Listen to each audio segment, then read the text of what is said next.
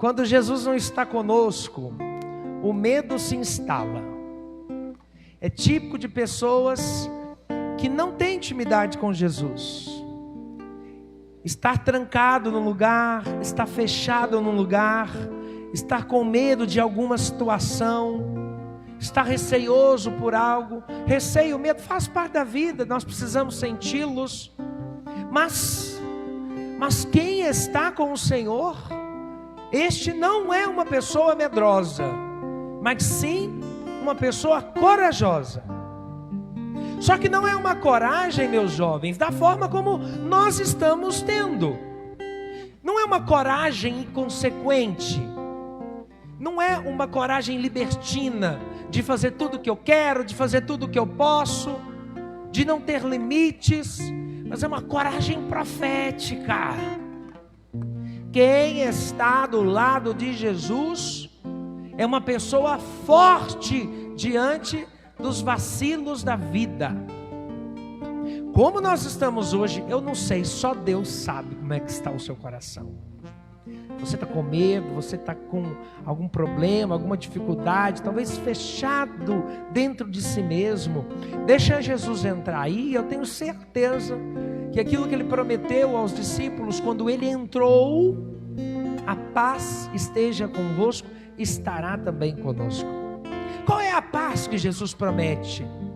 É uma paz, ausência de guerras, de conflitos, ausência de problemas? Não, não é essa paz. Essa paz quem lhe dará é o cemitério. Para onde você for, quando o seu último suspiro der sobre esta terra. É no cemitério que nós temos uma paz sem problema. Aqueles que morreram, já visitaram o cemitério? É um lugar de paz. Tem gente que tem medo do cemitério. Gente, o cemitério é um lugar cristão. É um lugar onde nós depositamos os corpos daqueles que nos deixaram, na esperança de que um dia com Jesus ressuscitarão. É um lugar do descanso. Por isso e eu direi aqui com coragem, sem medo de errar, quando estiverem precisando de uma paz tranquila, sem problemas, visitem o cemitério. Quando estiverem passando por algum problema, alguma turbulência, quando estiverem reclamando demais porque a vida não está legal, porque a vida não sei o que lá, vai para o cemitério, reza um pouquinho lá. E o cemitério vai nos garantir uma realidade que nós precisamos recordar: nós iremos morrer. E nós precisamos, a partir de hoje, ter uma vida transformada, ter uma coragem profética. A paz que Jesus garante nunca foi ausência de problemas. A paz que Jesus garante é a certeza de que Ele está conosco, apesar de reticências. Aí você pode colocar o que você quiser nessa lista. Esta é a paz prometida pelo Senhor. Como você está hoje? Medroso, inseguro, trancado? Deixa Jesus entrar aí.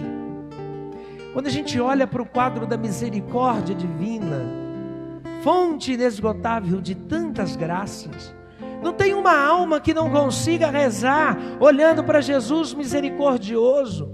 Eu começo a rezar olhando aos pés de Jesus, os pés que sugerem caminho, sugerem movimento, os pés de Jesus que caminhando estão em nossa direção.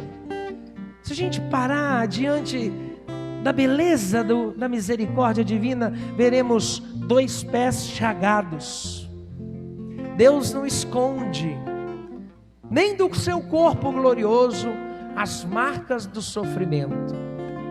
É porque todas as vezes que a gente olhar para o nosso pé, nós vamos ver que o nosso pé está muito longe de ser um pé de Jesus, que em nosso encontro está, em nossa direção está.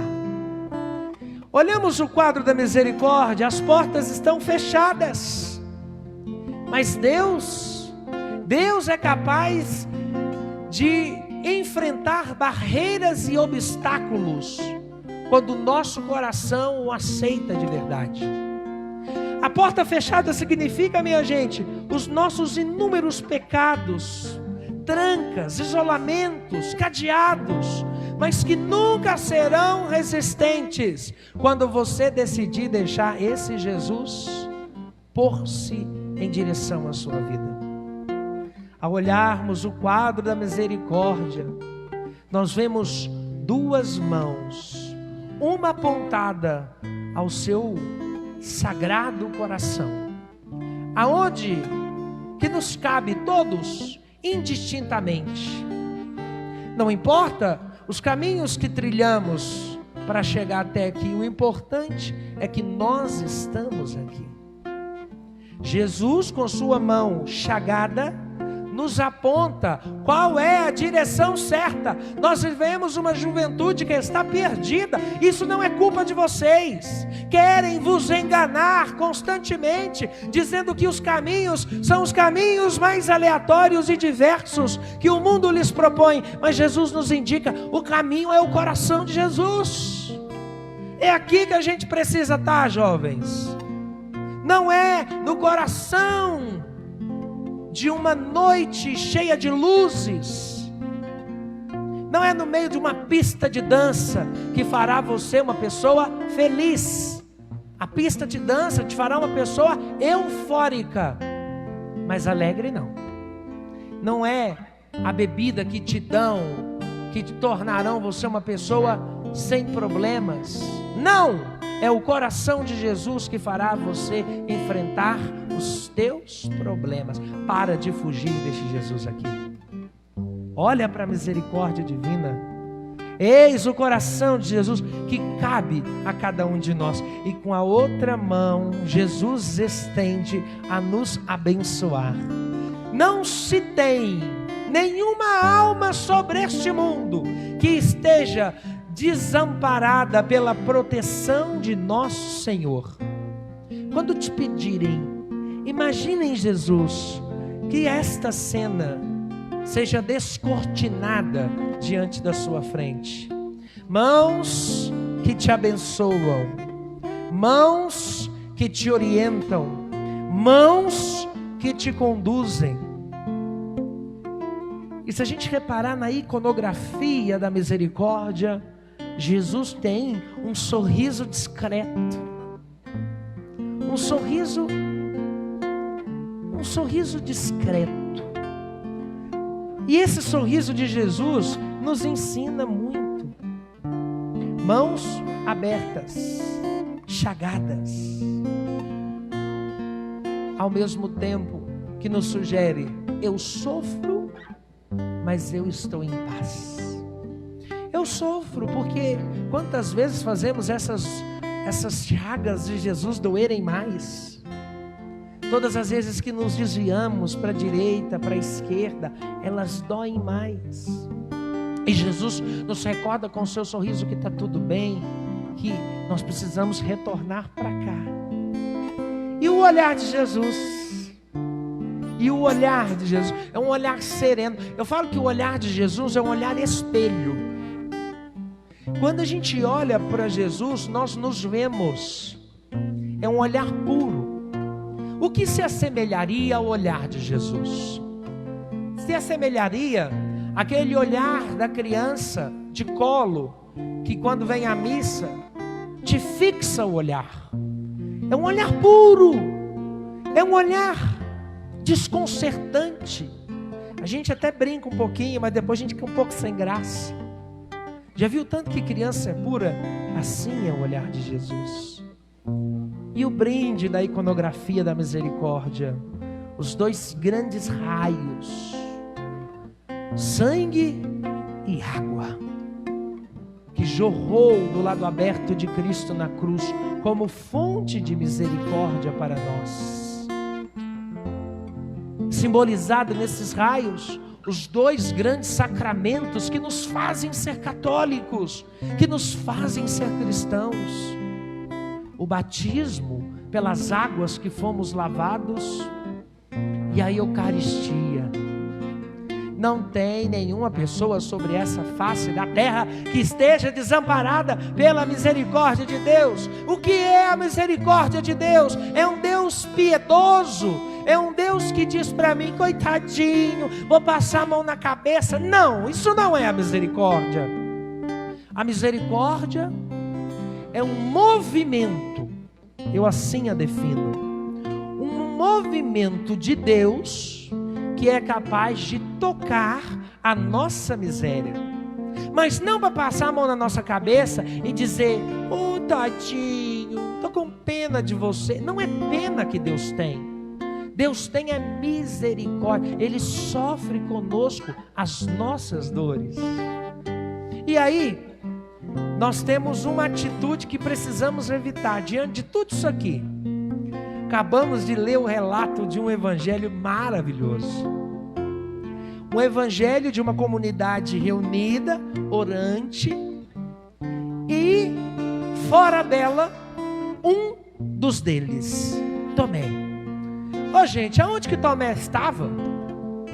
Cadê Tomé nesse momento tão grandioso, quando Jesus aparece no meio deles? Eu fico imaginando, será que Tomé estava onde? Tomé estava dormindo? Tomé estava na feira comendo pastel? Tomé estava nas baladas da vida? Ou intertido nas redes sociais? Aonde estava Tomé? Talvez com a bolinha do umbigo estufada de tanta carne que comeu, e falou, hoje eu não vou à missa não, cansado. Aonde estava Tomé? Porque aonde ele estava, nós estamos. Jovens, é muito fácil a gente perder uma missa. É muito fácil a gente não vir à casa de Deus. A missa por vezes se torna muito difícil, mas tem que ser, porque é um momento de máxima presença de Deus. E o inimigo não nos quer aqui, próximos de Deus. Agora pensem vocês.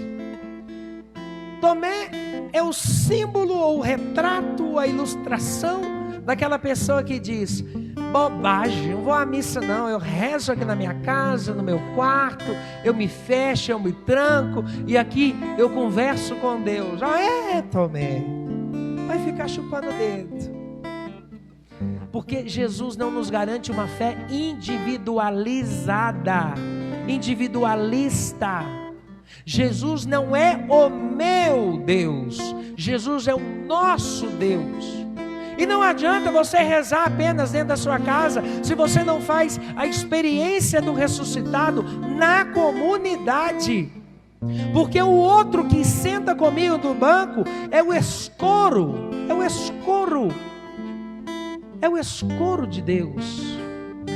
Como é bonito nós sentimos a presença de Deus na vida dos outros. Deus nunca vai se revelar a alguém na sua individualidade, mas vai falar conosco, comunidade orante. Imagine agora o sofrimento de Tomé. Imagina o Tomé chegando, todo bonitão lá na casa. Sei lá o que Tomé estava fazendo. E os discípulos com aquela cara de alegria, de espanto, misturada com sentimento de euforia. Tanta coisa passou pelos discípulos. Tomé, deixa eu te contar uma coisa, você não vai acreditar. E não acreditou mesmo, né? Tomé, nós vimos o Senhor. Tá doido, viu o Senhor? O que é isso? Você bebeu o quê? Eu falo que quando a gente faz uma experiência de Jesus, é uma experiência capaz de ser transbordante. Ninguém que faz uma experiência de Cristo consegue ficar calado. Revela na gente, não tem jeito, sai da gente. Imagina o que foi a martelada de 8 dias no coração de Tomé. Nós vimos o Senhor, você não viu, fazendo figuinha no tadinho. Coitado do Tomé, gente. Eu acredito muito que Tomé tenha vivido 8 dias, porque foi assim, de profunda agonia. Eu imagino Tomé ajoelhando no pé da cama e dizendo: Senhor, parece para mim, pelo amor de Deus, deixa eu te ver também. E Jesus esperando o momento certo. Está vendo? Às vezes a gente fica fugindo de Deus, falando assim: eu encontro Deus em qualquer lugar. Deus está em qualquer lugar. Não está não. Não está não. Deus está na igreja, na comunidade orante, na missa. Porque Jesus espera o dia certo, quando Tomé se junta à comunidade novamente. Agora ele está lá rezando. Jesus, olha, se a gente pudesse mudar um pouquinho, para vocês entenderem, é como se Tomé tivesse vindo à missa, e agora ele está lá, rezando. E é nessa oportunidade que Jesus se coloca no meio deles. Meus jovens, queridos filhos e filhas, na missa que rezamos, Deus está aqui de 3 modos diferentes. 3 modos você pode saber que Deus está aqui.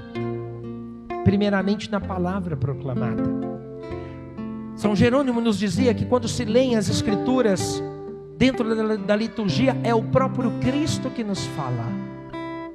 Um Jesus que me instrui, um Jesus que me ensina, que me adverte, que me corrige, que me incentiva, que me coloca carapuças. Jesus é assim mesmo, desconcertante. A segunda presença de Jesus é na Eucaristia, é sobre este altar, aonde Jesus se fará presença, corpo e sangue, alma e divindade. Padre, mas eu quero ver, cadê Jesus? Para você a frase que sintetiza o Evangelho: acreditastes porque viste? Isso não é fé. Bem-aventurados aqueles que acreditarão sem ter a necessidade de me ver. Isso é fé. Um Deus escondido, um Deus ali no pedaço de pão. E o terceiro modo, onde Deus está presente aqui, é através da comunidade reunida. Tem um momento que o padre fala: o Senhor esteja convosco. Vocês respondem assim: Ele está no meio de nós. Acreditem nisso. Ele está, porque é promessa: aonde 2 ou mais estiverem reunidos em meu nome, eu estarei no meio deles. Jesus está aqui e muitas vezes eu estou fora daqui. E muitas vezes a minha cabeça está em um mundo paralelo, não sei aonde. Jesus está aqui. Não desperdiça o seu momento com Ele, não. Acredito que diante da festa da misericórdia, desse Evangelho, uma coisa nós tenhamos que pedir: a fé. Nós precisamos de uma fé pura, de uma fé corajosa, de uma fé entendedora. Fé não é sentir. O dia que fé for sentir, a igreja vai acabar. Ninguém vive de arrepios espirituais o tempo todo. Pode ser que Deus te conceda em momentos específicos, num retiro que você faz, numa pregação que você escuta, num momento mais de oração, que você possa sentir a presença dEle. Tudo bem, mas não é sentir todo dia. Fé não é um sentimentalismo. Isso é fideísmo. É quando eu tiro a minha capacidade reflexiva, é quando eu começo: Deus, Deus, Deus, Deus, Espírito Santo, não sei o que, e achar que fé é sentimento. Fé não é isso. Fé é a certeza, é um ato do intelecto de que Ele está aqui. E por isso que ter fé, às vezes, é muito difícil. Abaixa a sua cabeça, fecha seus olhos. Você que tem uma dificuldade de acreditar em Jesus, porque são muitas inverdades que estão te dizendo, inverdades que parecem convincentes. Você que está na faculdade ouvindo tantas tantas deturpações da fé que você herdou de seus pais. E tantas vezes você tem caminhado por esse lado da dúvida, mas uma dúvida que te leva ao ceticismo, a tirar Deus da sua vida e de pensar que a religião é um ópio do povo, como diz pensadores na história da humanidade. Talvez você seja este Tomé de hoje, que veio à missa forçadamente, que está aqui porque te trouxeram ou te obrigaram. Ou você que é meio católico. Eu sou católico, eu vou à missa, eu rezo, mas quando se trata de me posicionar, eu tenho meu ponto de vista diferente do ponto de vista da igreja. Meus filhos, acorramos à misericórdia do Senhor. E hoje nessa missa Deus nos concede a oportunidade sim de tocar as suas chagas, as suas santas chagas. A oportunidade de o ouvirmos, a oportunidade de percebermos como Deus ele caminha no meio de nós. Nós precisamos de, assim como Tomé, professarmos: meu Senhor e meu Deus, meu Senhor e meu Deus, meu Senhor e meu Deus,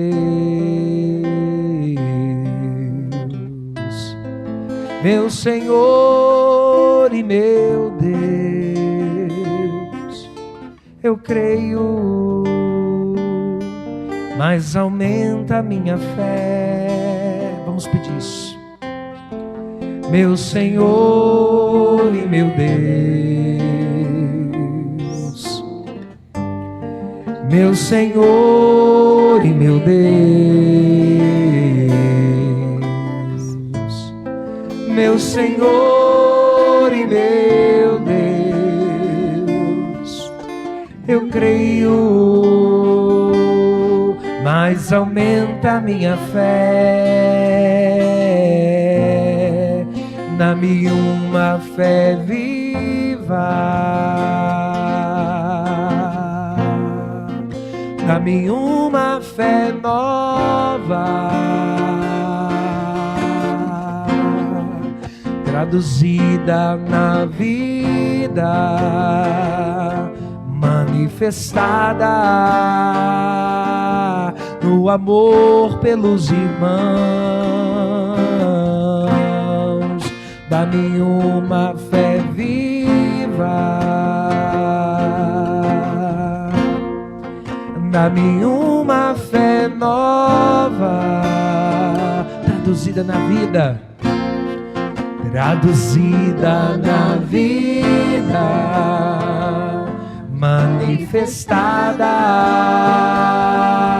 no amor pelos irmãos. E agora canta, compadre. Meu Senhor e meu Deus, meu Senhor e meu Deus. Mais alto. Meu Senhor e meu Deus. Canta vocês, solta a voz. Meu Senhor e meu Deus. É um ato de fé. Canta, meu Senhor e meu Deus, meu Senhor e meu Deus. Eu creio, mas aumenta a minha fé. Para terminar, canta alto, meu Senhor e meu Deus, meu Senhor e meu Deus, meu Senhor e meu Deus, meu Senhor e meu